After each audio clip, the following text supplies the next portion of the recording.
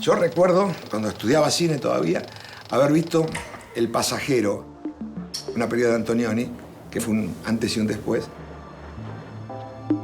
Un periodista inglés que está haciendo en África un documental sobre los movimientos de liberación africanos. Hay una secuencia donde estamos viendo a través del visor de la cámara a un africano y se escucha en off la voz del protagonista, que lo hace Jack Nicholson, y le dice, pero ¿cómo usted, que fue formado en Francia, que estudió en no sé dónde más, está aquí como hechicero de la tribu, ¿no? El tipo mira a cámara y dice, bueno... Your question are much more revealing about yourself than my answer. ¡Tra! Le saca la cámara, ¡bloom! Primer plano de Nicholson y en off. Now we can have an interview.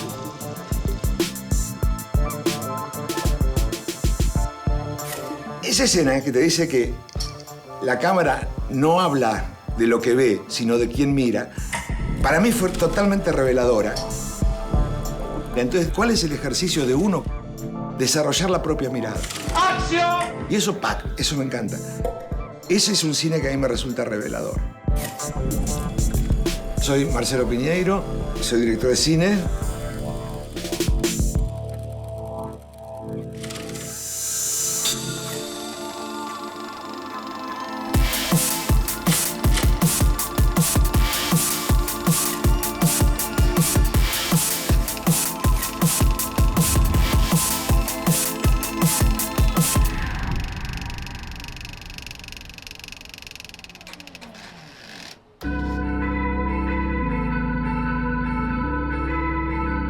El cine para mí fue clave para ser quien soy, no como director de cine, como tipo.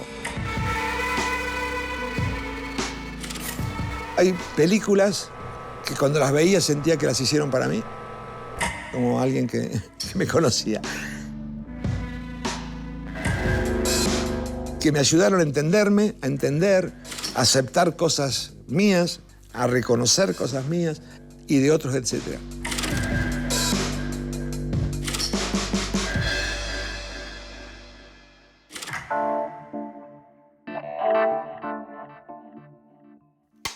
Soy Claudia Piñeiro, escritora, guionista, dramaturga. Marcelo es un tímido que a su vez, cuando se relaja, no es tan tímido. Es sumamente obsesivo en el trabajo. Hasta el último momento él está cambiando cosas porque cree que va a ser mejor así. ¿Te vimos defender apasionadamente un argumento? No se queda nunca con lo primero que aparece. Es muy inteligente, muy sensible también. Y es muy buena persona, muy buen amigo. Entonces también todas esas cosas suman a la hora de estar cómoda trabajando con él, ¿no? Él está muy seguro de algo y lo defiende y lo pelea. Lo hace amable, lo hace con firmeza, pero educadamente. Por acá va a estar el policía más o menos cuando vos lo mates. ¡Acción! Marcelo tiene una característica que no tienen muchos directores argentinos. Es inteligente, gran cineasta y a la vez popular. O sea, a la gente le gusta ver las películas de Marcelo Piñeiro y eso hace que lo vea mucha gente muy distinta, muy diversa.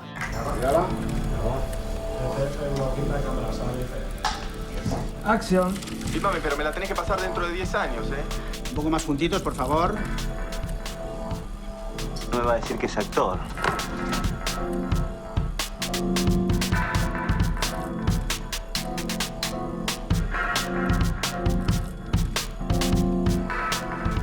Siga, señora, siga. Método Gronholm de selección de personal. ¿Sabes en lo que creo ahora? En la guita. El verdadero idioma internacional. Ahora es dinero sagrado. Bendiciones. Vos necesitas un amigo. Soy Félix. Te quiero mucho.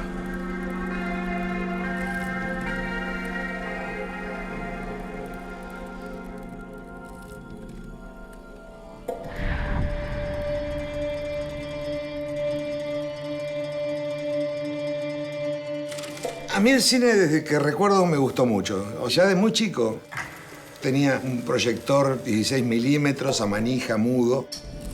Y iba por los cines a pedir, viste que las películas en 35 se cortaban. Y para pegarla tiraban una tirita.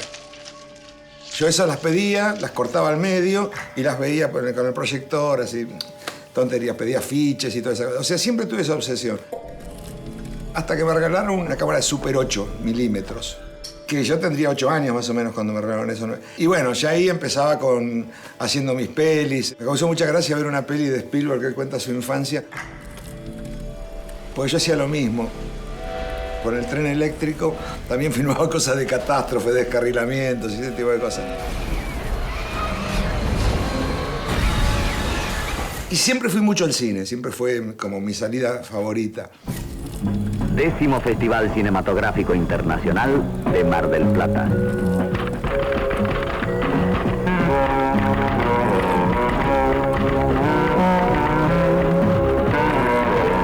Un festival es un medio, es una habilidad muy importante, no solamente para la industria del cine, sino para su país y ser promocionada.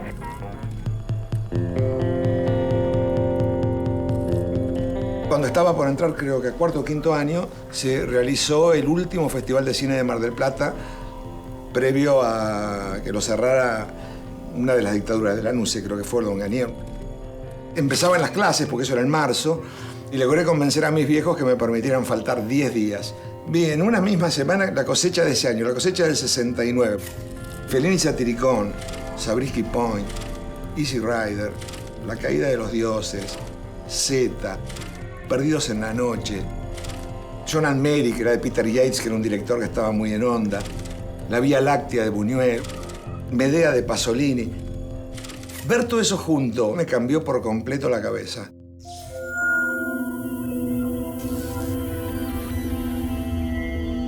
Muchas películas que yo siento que aprendí cosas de mí, cosas de los demás. Me acuerdo cuando vi Escenas de la vida conyugal de Bergman, que yo sentía que Bergman me contaba cosas del futuro de mi vida posible, que yo decía, si mi viejo se atreviera, quizás me las contaría él. Recuerdo también la sensación cuando veía Último tango en París, ¿no? De Bertolucci, que yo sentía que, en ese sentido, que era como un hermano mayor, ¿no? Que me decía, calmala con las ilusiones de felicidad, la vida no es tan así. Con la terminación de las clases, me voy a anotar para hacer el curso de ingreso a arquitectura. Cuando voy a Bellas Artes, me entero que existe la carrera de cine. Al día siguiente se cerraba la inscripción, ¿no? Esa tarde fui al cine con amigos y me acuerdo que fuimos a ver El Conformista, la peli de Bertolucci. Hubo algo en la peli o en mi cabeza que pasó mientras la veía. Me decía, yo no puedo dejar que el cine sea algo que me divierta los fines de semana. Tiene que atravesar mi vida. L'amor gioca sempre col cuore en la eterna partita. Y cuando salimos, yo digo, voy a estudiar cine. La verdad que para un pibe de La Plata, de clase media, el cine era algo muy distante, que era solo para gente muy rica que se podía pagar las películas. Pero de cualquier modo, bueno, fui y me anoté. Esa decisión de algún modo cambió mi vida, porque cristalizó un deseo en acción. En la escuela también estaba esa cosa de un cine muy testimonial, semidocumental. Yo valoraba enormemente eso. Pero lo mío, yo me daba cuenta que pasaba por otro lado. A mí me gustaba el cine de ficción, construir universos, me parecía, no es ni más profundo ni menos. Podés ir por otro lado.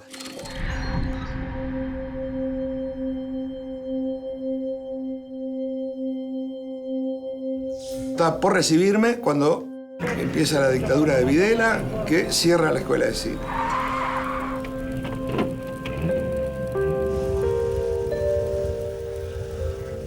La Plata se transformó realmente en un lugar que daba miedo vivir.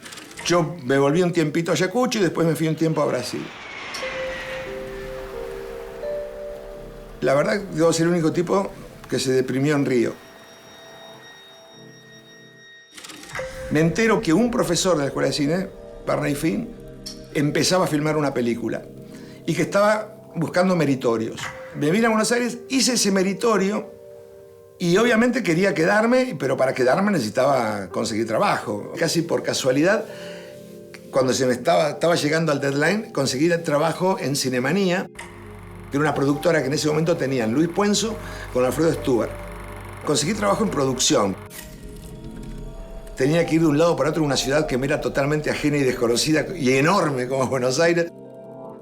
A mí, sinceramente, no me gustaba la producción. Era forzar mucho mi personalidad, pero era mi modo de vivir, de sobrevivir, de ganar plata y de cómo instalarme en el lugar.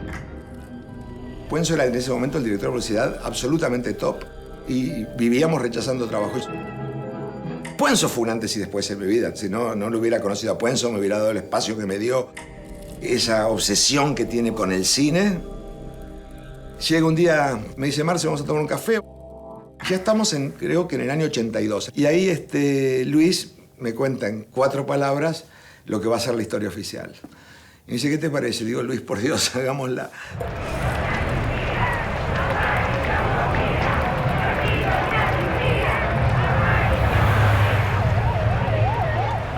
Usted se puede dar cuenta que esa nena que usted tiene bien podría ser mi nieta. Su estreno coincide con el lanzamiento del Juicio a las Juntas en el 85. La película se estrena en la Semana Santa del 85. Vamos en mayo al Festival de Cannes. Me acuerdo cuando termina la proyección de la peli, una ovación de 15 minutos. A partir de esa proyección pasamos a ser los de la historia oficial y éramos como estrellas del festival. La historia oficial se vendió a todo el mundo. She is the star of the searing Argentinian drama, The Official Story, Norma Alejandro. Unos meses después, la película gana el Oscar. God bless you. The Official Story. Thank you.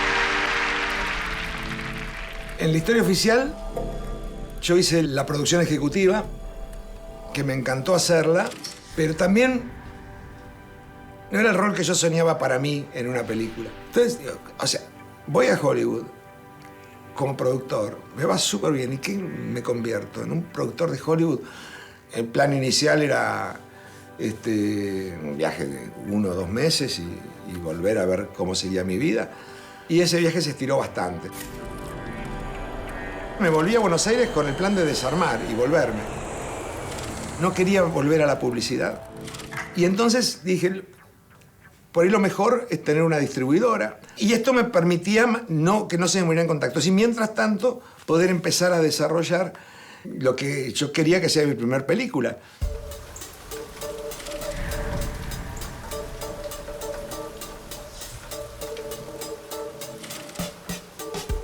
Yo tenía 2 ideas que me gustaban. Una era sobre las vacas de azul, que era toda una cosa de laboratorios americanos haciendo experimentos que no podían hacer en sus territorios. Y el otro proyecto era Tango Feroz. Yo nunca lo escuché a Tanguito ni lo conocí personalmente a Tanguito, pero sí a lo largo de los años había escuchado muchas veces contar su historia. En algún momento de la dictadura me llegó ese disco de demos, que es un disco muy imperfecto en un punto. Llevó mucho tiempo la escritura del guión. La película no era una película barata. Decía, no, el guión está muy bueno, pero no podés dirigir vos. Tanguito se ha constituido en un mito. Yo creo que es de los pocos mitos que la sociedad argentina de esta segunda mitad del siglo ha generado. Y generalmente los mitos hablan bastante de las sociedades que los generan. Yo quería contar, vía la historia de Tango, lo que yo sentía que era parte del espíritu de esa generación. Lo que de algún modo esa máquina de matar quería eliminar, quería hacer desaparecer. Hicimos casting interminable y finalmente creo que sí, que dimos con actores, bueno, ahora no tengo ninguna duda, fenomenales. Fernán Mirás, Cecilia Dopazo, Leonardo Sbaraglia, Héctor Alterio, a quien había conocido en la historia oficial, y Manol Arias, que fue clave para que la pudiéramos financiar a la película. Me atrajo la historia que cuenta y el momento que cuenta. Un momento muy utópico que ya no existe, que ya nunca más ha vuelto a ser. Me llama y me dice, me encantó el proyecto, quiero estar en la peli. Bueno, decime, ¿qué tenés y qué te falta? Le digo, mira, tengo muchísimas ganas de hacerlo y me falta todo el resto. Se cagó de risa y me dice, bueno, yo puedo conseguir la financiación de una parte desde España. Me gusta ese tajo que ayer conocí. Me gusta ese tajo. Yo decía, yo no quiero que la música suene exactamente como sonaba en ese momento. Ella me calienta. David Lebón se entendió perfecto el concepto musical de trabajar con los clásicos del rock nacional, pero de algún modo reformulándolos. Los exhibidores no creían mucho en la película, iban postergando el estreno, nosotros teníamos mucha ansiedad por mostrarla. Empezamos a hacer acuerdos con centros de estudiantes de varias facultades para que pasaran la película, y ahí yo creo que empezó el éxito, entre comillas, de Tango Feroz, ¿no? La gente amaba la película. Empezaban a prender encendedores al final de la película como si fuera un recital. Estrenamos en muy poquitas salas, en 5 salas, pero estrenamos desde el primer día agotando entradas. Y yo creo que era porque ese boca en boca ya se había puesto en marcha. La película finalmente estalló, tuvo un éxito brutal y sonaba en todos lados la música, y vas a comer a un lugar y en las mesas estaban charlando de la película. Empezás a darte cuenta de que es importante y que está puesto nada más que para rellenar la hora y media que dura la película. Las películas tienen que durar 1 hora y media. Las canciones, 3 minutos. Las vidas, 80 años. No es ridículo. Habría que medir intensidades. La vi en su momento y quedé impactadísima, como tantos argentinos y argentinas cuando vieron esa película. Y además era una película que nos hablaba a todos. En ese momento uno no tenía las películas en la casa, pero ibas al cine y después te comprabas la música de la película y después la querías volver a ver. Fue un hecho artístico más que una película también, ¿no? En el sentido de que perduró más allá de su exposición en el cine, todo lo que provocó. Que es una historia sin final, seguramente, para nosotros también.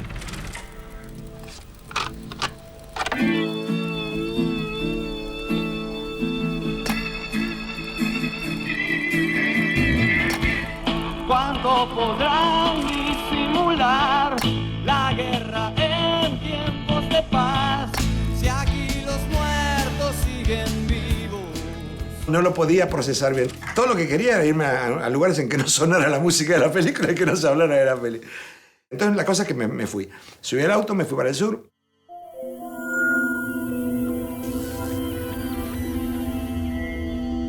No me escapo del éxito, lo disfruto, me encanta el éxito. Sé que es absurdo buscarlo. Y también que hay muchas medidas del éxito, ¿no? Una es la más obvia, es decir, si haces una película o haces una serie y la ve mucha gente, que es una. Después hay otras que son por ahí más importantes, ¿no? Que es como tu vínculo con eso que hiciste, cómo notás el vínculo de otros con eso que hiciste, que tiene más que ver con la calidad del vínculo que con la cantidad de vínculos, ¿no?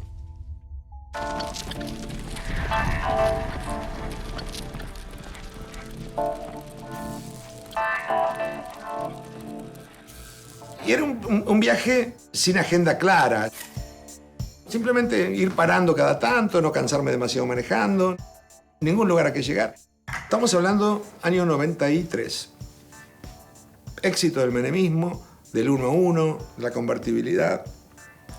Éxito para algunos sectores de los centros urbanos. Pero donde salías de Buenos Aires, donde salías un poquito de lo que mostraba la televisión, empezabas a ver que todo estaba empezando a agrietarse, a romperse. Estaba de algún modo quizás ya empezando a cranear mi siguiente película. También tenía claro que no me quería quedar pegado al éxito de Tango Feroz. También estaba el tema de los enfrentamientos constantes de Cavallo con los jubilados. ¡Jubilados! ¡Jubilados! ¿Qué pasó, Norma? Voy a hacer la denuncia porque fui agredida por la patota de Menem. ¡Jubilados! De algún modo estaba esa idea de este jubilado tirado como desecho y este pibe que sintetizaba lo que se entendía como éxito. como triunfo personal. Pero, ¿leíste la nota? Quería hacer una película que de algún modo recorriera el tipo de películas con las que yo, siendo un niño, me enamoré del cine. Épico, pantalla anchísima, colores muy estridentes, cine de camino, cine de fuga, cine de aventuras, cine más grande que la vida, que fuera a jugar a hacer película.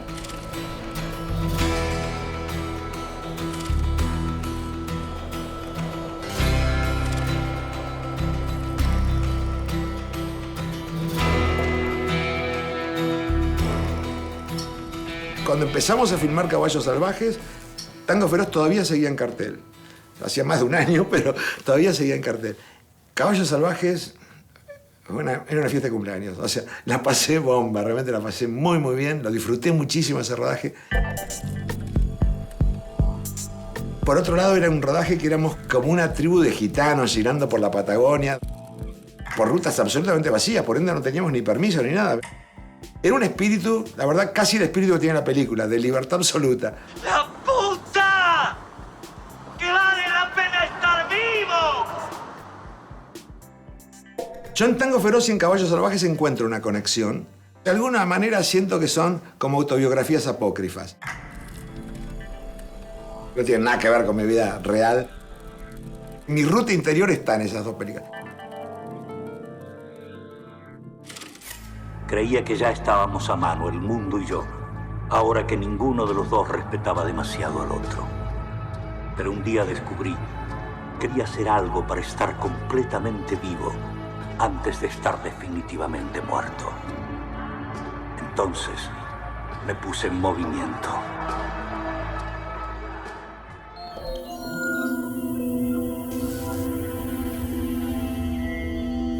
Muchas veces en la vida se te van muriendo cosas y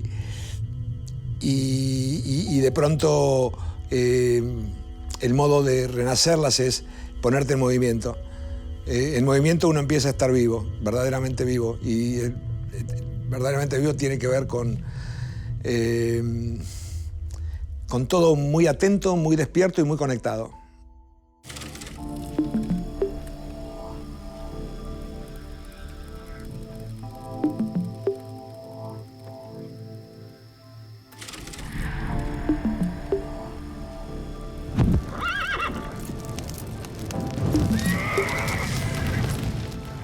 Cenizas del Paraíso creo que ya sí se pone a mirar más el presente que nos circundaba, sentir una sociedad que se estaba desgajando, rompiendo, y donde la justicia supuestamente es el árbitro, ¿no? El equilibrio de las diferentes tensiones de los diferentes grupos sociales.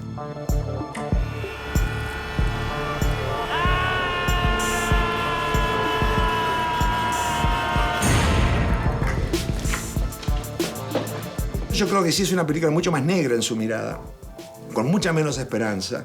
Era muy importante empezar a pensar en la estructura narrativa. La película, de algún modo, es una reflexión sobre el relato, lo que el relato revela y lo que el relato oculta. Soy la jueza Beatriz Teller y estoy a cargo del caso de la muerte de Ana Moore. Asesinato. Yo lo hice. ¿Es verdad que eran amantes? Es verdad que la maté. Yo la maté. En esa estructura de Cenizas en el Paraíso se ve muy bien, ¿no? Esa cosa de que no sea maniqueo, mirándola solo de este lugar, sino que me voy cambiando de personajes y voy viendo esta misma historia desde distintos lugares.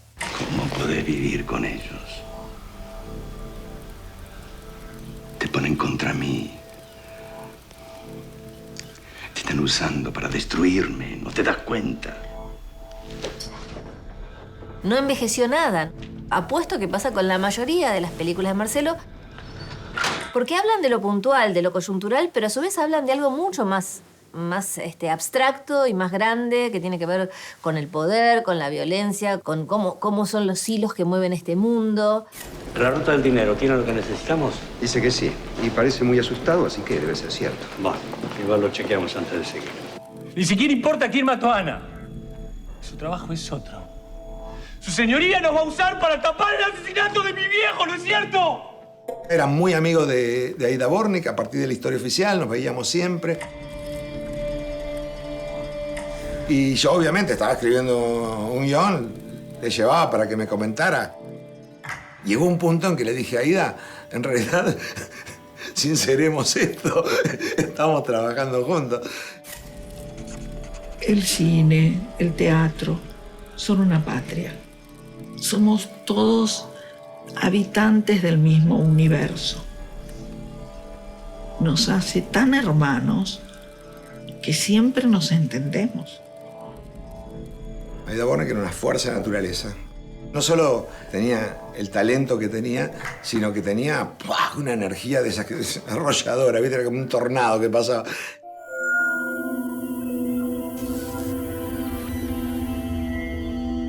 Una muy querida amiga con la que nos distanciamos al final. Una enorme colaboradora en los 3 guiones que escribimos. Y una gran maestra, no solo en el oficio, sino en cómo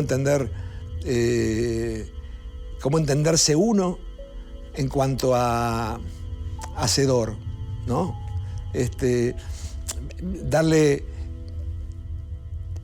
la intención de llenar de contenido la profesión o el oficio.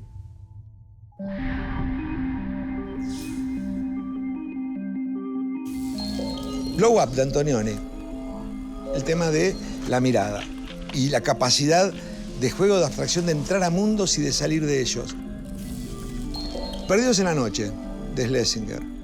Esos 2 perdedores en esa ciudad terriblemente áspera que era ese Nueva York de invierno que te cuenta la peli, ese vínculo entre ellos. El Padrino de Coppola, la ambición narrativa, esa cosa casi de novela del siglo XIX, ¿no? Que me apasiona. Melville, El Círculo Rojo, cómo estiliza sus relatos de gángsters. Bertolucci, Soñadores. La amo cómo reivindica su pertenencia a la regeneración del 68. Parece maravilloso el modo que el tipo con orgullo se reivindica como formando parte de eso.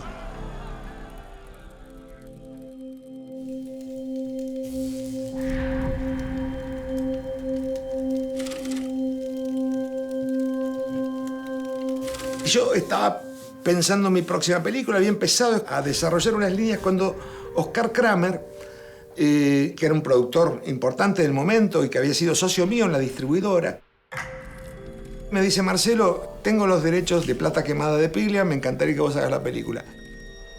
Inmediatamente pensé en Marcelo, porque es el que combina las cualidades que todo productor sueña, tener una película artísticamente buena y tener al mismo tiempo un éxito de taquilla.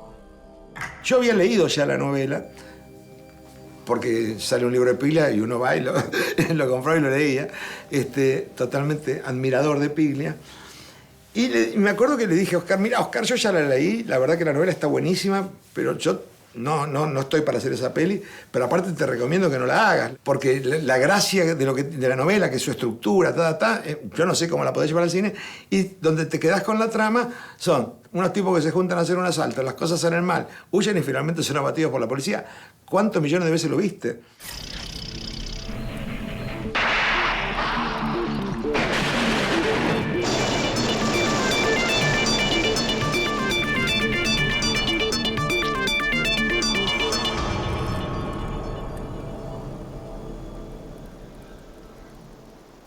Vuelvo a leer la novela y cuando la vuelvo a leer digo, ay Dios, soy el rey de los imbéciles.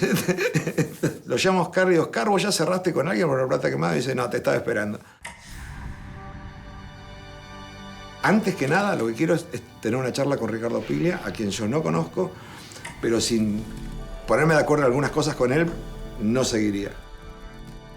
La novela tiene una estructura fantástica que es partir como de fuentes objetivas, va construyendo el relato, que es maravillosa literariamente, pero yo no le veía una forma cinematográfica.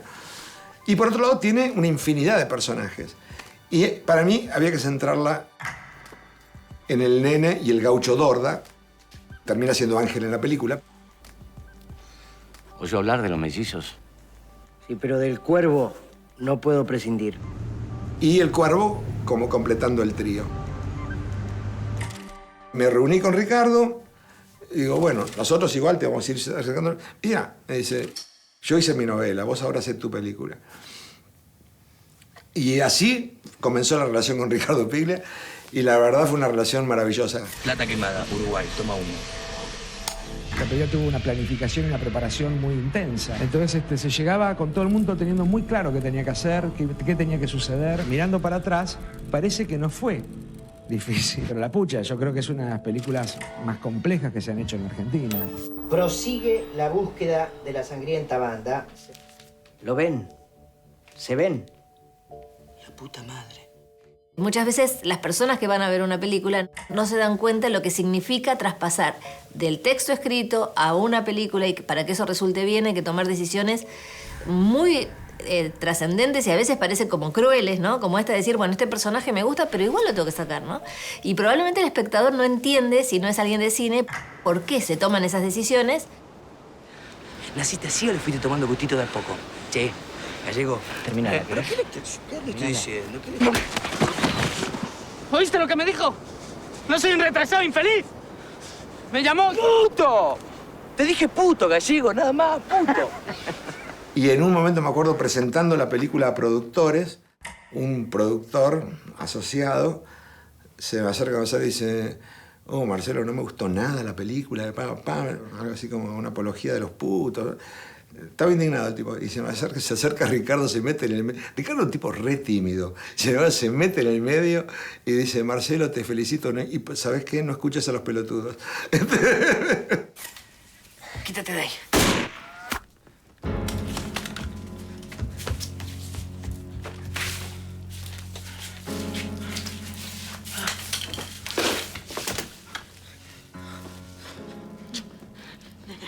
Óyeme. ¿Me oyes?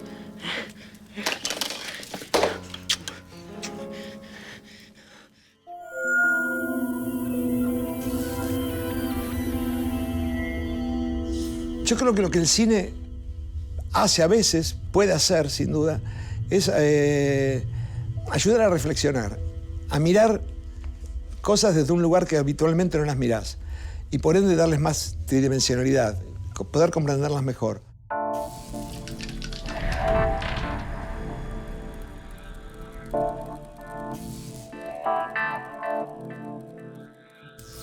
Kamchatka y Plata Quemada, aunque parezcan tan diferentes, están conectadas.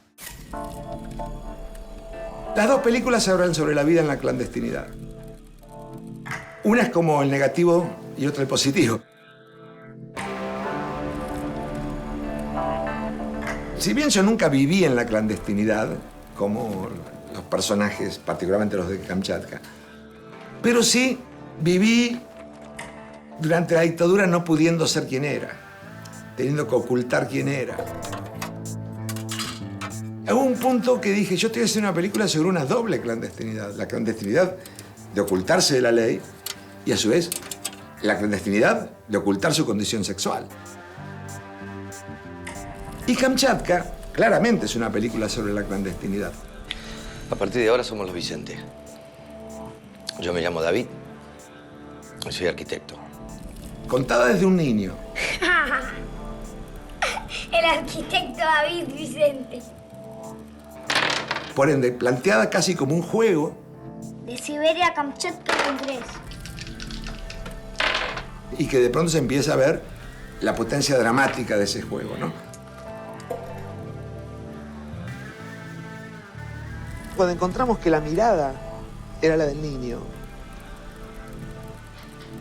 fue como poder revisar un momento mío desde un lado que jamás lo había revisado. Mírame. Dale, mírame. Mírame ahora. Mírame ahora. Hay como dos cosas detrás de Kamchatka. Una era sentir que muchos amigos, gente desde el mejor lugar, a sus hijos no les contaba la dictadura, seguramente para protegerlos, no por manipularlos, sino todo lo contrario, como para protegerlos. Y me parecía que ahí había un problema. Mis viejos muchas veces nos llevaban a nosotros al cine a ver películas para que las películas provocaran un tema, provocaran una cosa. Hacer una película que hable de la dictadura, pero que sea una película para la familia, para que pueda ser el disparador de una conversación.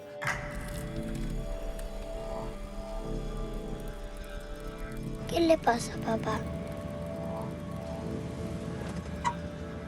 La película tuvo mucho éxito y taca, pero la fue a ver el público, un público adulto, no fueron chicos, no fueron familias. Y de pronto, al tiempo, la pasan por televisión. ¡Suélteme, suélteme! ¿Qué nos van a hacer? Y ahí pasó. Ahí la vio la familia. Yo recuerdo, pero mira, al día siguiente, estando tomando un café en la esquina de mi casa, gente que pasaba, me veía, retrocedía, entraba al bar, gracias. Pude ver la película ayer con mi familia, por primera vez pude hablar con mi hijo de esto. ¿Qué pasó con Roberto? ¿Cómo que pasó? No te hagas el tonto. ¿Mamá te contó? Se lo llevaron, ¿no? Pero ahora no le va a pasar nada.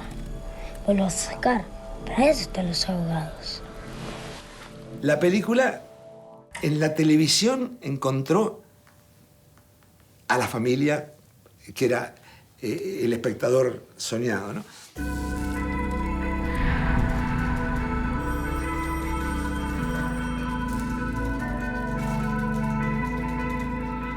Kamchatka fue una peli que tuvo mucho éxito, particularmente en Europa. Entonces me llegaron pilas de ofertas de Europa. Yo estaba un poco perdido con cómo quería seguir. Yo me sentía muy preso de la construcción del plano. Quería buscar otra forma. En eso me llega la obra de teatro El Método Gronholm. Me ofrecieron dirigirla en Madrid, en teatro. Yo, bueno, nunca dirigí teatro. Y a mí la obra me pareció que era una comedia muy efectiva, que estaba muy bien, que tenía un final muy ingenioso. Pero no me llamó la atención, francamente, salvo esta idea de tomar como universo los procesos de selección de personal que hacen las multinacionales. Dije, esto es una gran idea. Ustedes son los finalistas de las entrevistas y pruebas anteriores, por lo que han demostrado sobradamente su capacidad y experiencia para ocupar el cargo. No obstante, hoy se decidirá quién es el más apto. Si en algún momento consideran que alguna de las pruebas que les haremos no es aceptable para ustedes, pueden abandonar el proceso. Nadie está obligado a hacer nada que no quiera, pero mientras permanezcan en la sala deberán aceptar las condiciones descritas en el método Gronholm. Fue muy complicado ese guión. Es el único guión así de los últimos años que me he leído de principio a final y he visto que verdaderamente se habían tomado el tiempo de desarrollar cada uno de los personajes hasta el final de las consecuencias y que además pretendían contar algo extra. Quería filmarla en digital, no quería filmarla en 35, quería filmar con muchas cámaras en simultáneo. No le quería romper la estructura teatral. Fue totalmente distinto también hasta el trabajo con los actores. Por un lado tenía un guión muy preciso, porque la acción no es física, es verbal. Por ende, la acción, al ser verbal, está en el diálogo. Equivocarte en una coma la destruye. Pero por otro lado tenía que sonar a que esto era improvisado, que estaba sucediendo. Entonces, desde el planteo de puesta al trabajo con los actores, fueron 6 semanas de ensayos, como si fuera para teatro. Bueno, pero fue una experiencia maravillosa para mí y para todos. Entre ustedes hay un miembro de nuestro departamento de selección de personal. Vuestra primera tarea es averiguar quién de ustedes no es un auténtico candidato. Vamos a hacerlo. A ver quién es el topo.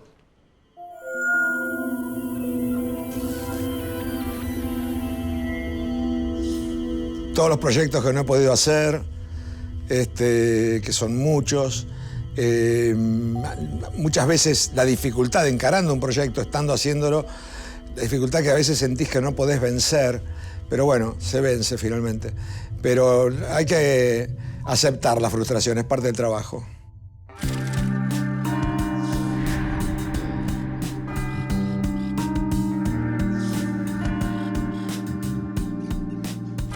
Estaba tratando de cranear un guión que no me terminaba de salir cuando otro productor, Gerardo Herrero, me dice, Marcelo, tengo los derechos de una novela que creo que te va a interesar, que te va a gustar, pues es un gran bestseller, Las viudas de los jueves, de Claudia Piñeiro. Yo en principio, no sé por qué, me imaginaba que la novela iba a ser como, vamos a reírnos de las boludas menemistas. Y cuando me pongo a leerla me pasó que dije, no, esto quiero hacerlo.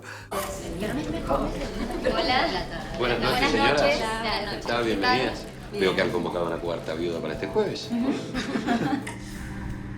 Yo soy un profundo admirador de Cheever y de algún modo esa mirada sobre los triunfadores del sistema que cuando hacen el balance de su vida no tienen ni agua entre las manos, ¿no? Y en ese sentido sentía que había una conexión allí que estaba buena. Pero por otro lado sentía también que la novela tenía una estructura maravillosa desde lo literario, esta construcción como por viñetas, etcétera, que no me la podía imaginar en términos de cine.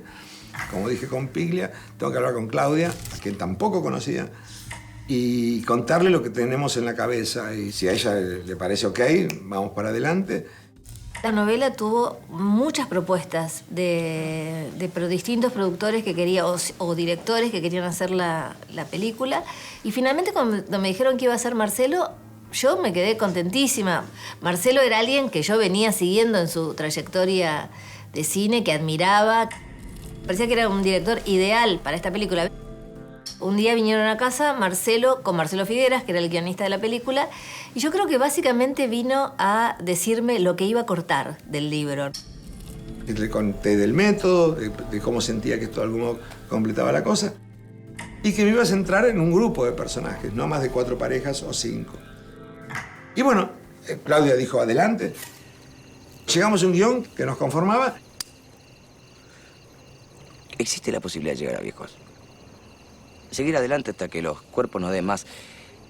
Pero ahí ya no queda lugar para política alguna. No, ahí todo duele demasiado, todo pesa demasiado. Ahí ya no queda nada para negociar. A esa altura lo único que queda es rendirse. A diferencia del método, sí tiene un poquito de salida, un poquito más esperanzada la peli Las vidas de los jueves que el método. Pero yo siento que conforman de alguna manera un díptico, ¿no? Que se complementan una a la otra.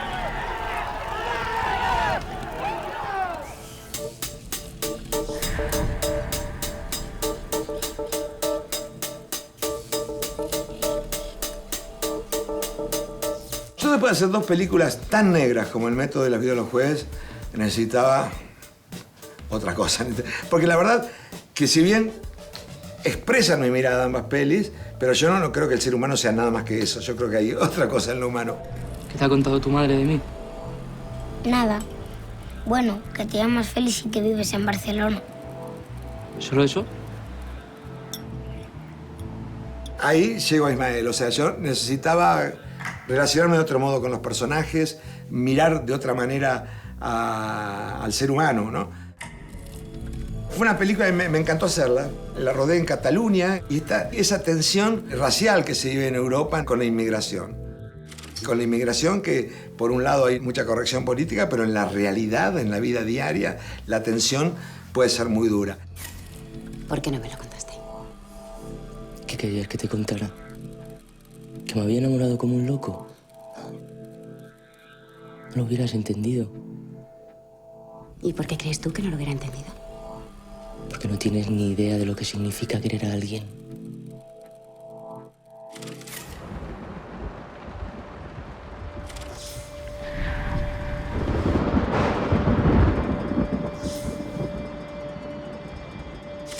Las ofertas que me habían hecho de hacer algo en televisión no me habían interesado nada. Y de pronto, bueno, aparecen las plataformas. Netflix particularmente empieza a producir en todo el mundo. Y ahí me llaman a mí y a Claudia, que hacía tiempo que no nos veíamos, para que hiciéramos una serie sobre Las vidas de los jueves. Y los dos escuchamos muy respetuosamente, pero salimos de ahí diciendo, a mí no me interesa nada hacer Las vidas de los jueves 2, y a Marcelo tampoco le interesaba nada hacer Las vidas de los jueves 2. Sirvió para que nos reencontráramos. Y fuimos a comer y empezamos a charlar. Dijimos, bueno, vamos a proponer una serie nosotros. Empezamos a tirar ideas, a veces por WhatsApp, a veces nos encontrábamos, hasta que apareció como la más firme. Finalmente nos quedamos con la del Reino. Yo tuve una prevención solamente, que le dije, miren, Esta historia que estamos planteando es una historia que sin duda genera controversia, va a tener... No, por eso nos gustó, nos dicen, así que adelante, hagan la serie que quieran. En efecto, hicimos la serie que quisimos. Vos me pusiste a este tipo como compañero de fórmula. Vos me aseguraste que el poder es mío, que él está nada más que para tocar las campanitas en el Senado. Bueno, ocupate, que toque la campanita. El reino trata del poder, de cómo el poder manipula. Y en ese sentido, después viene el tema de la religión, pero como otro poder. Jesús, Jesús, Jesús es nuestro Salvador. Uno puede manipular con fake news, puede manipular con creencias, con autoridad, violencia, fuerza, y también a veces hay ciertos usos de las religiones que hacen que manipules a personas que en su buena fe creen en un determinado Dios. Adorado sea Cristo Jesús. Para mí esto surge claramente en Estados Unidos, a partir del Tea Party, de las derechas ligadas a las iglesias evangélicas, de las nuevas ultraderechas. La serie estrena inmediatamente, es un éxito, ¿no? A ellos ya antes de estrenar les gustó mucho la serie, ya ahí nos dijeron de ir adelante con la segunda temporada. Recuerdo que cuando la filmábamos, sentíamos todavía que quizás era demasiado distópica. Y la verdad que cada día que pasa me da más miedo de que otra vez pegarla tanto, ¿no?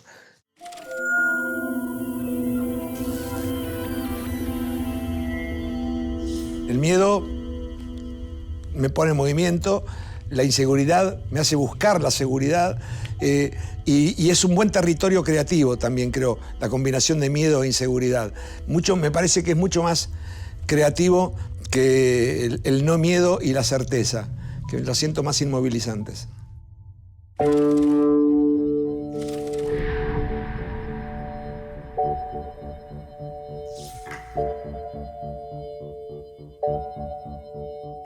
Un director de cine, para mí, es un artista y el artista tiene que ser muy receptivo de su mundo interior, pero también del mundo en que vive, de la sociedad en que vive. Hay que tratar de aprender a saltar para que no te corten las piernas. Creer en uno y escuchar. Y escuchar y ver.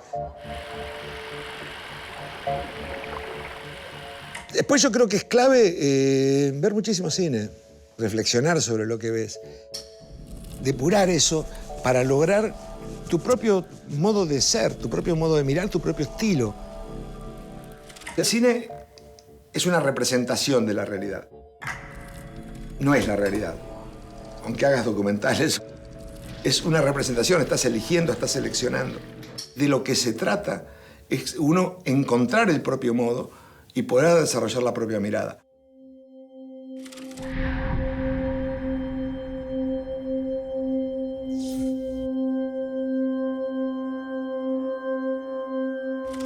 ¿Qué sueño yo como director?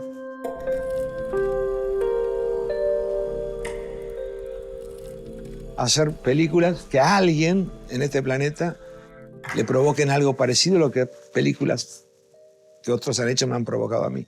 Ese es mi sueño. ¿Puede venir, por favor? Lo necesito para calcular el ángulo. Yo creo que Marcelo deja una obra que se va a seguir viendo muchísimo tiempo, ¿no? Creo que hay mucha obra que trasciende el hecho cinematográfico. Creo que eso es un gran legado que deja Marcelo, que se puede seguir pensando sus películas, reflexionando, sacando conclusiones del hoy a partir de lo que él contó. Por eso es que esas películas yo creo que trascienden y pueden seguirse viendo y generan nuevas reflexiones y nuevos pensamientos, porque él encuentra cómo hablarle a ese espectador que está del otro lado. Y el Goya es para... ¡Plata quemada! Cenizas del Paraíso. Yo no sé si Plata Quemada tiene algún mérito, pero de tenerlo, sin duda se lo debe enteramente a ellos dos. Muchas gracias. Buenas noches. También quiero agradecerles a ustedes por darnos este lugar, a los cineastas latinoamericanos en vuestra fiesta, y bueno, y por habernos votado. Muchísimas gracias. Un hombre puede creer o no creer, eso es cosa suya, porque es su propia vida lo que apuesta, por la fe, la incredulidad, el amor, la inteligencia. Y no hay sobre la tierra otra verdad más grande para el espíritu humano que esta gloriosa y humilde condición. El hombre arriesga su propia vida cada vez que elige, y eso lo hace libre.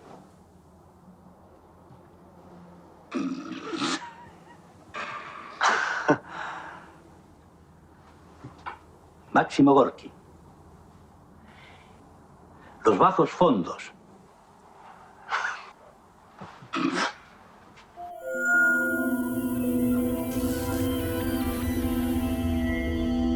Con ser recordado de cualquier manera me alcanza. Pero no, me encantaría que mis películas queden. No hay premio ni alegría mayor, ¿no? Que las películas queden, se mantengan, se sigan viendo y que sigan conectando con nuevos públicos. Eso sería, no hay mayor regalo, no hay mayor regalo que ese.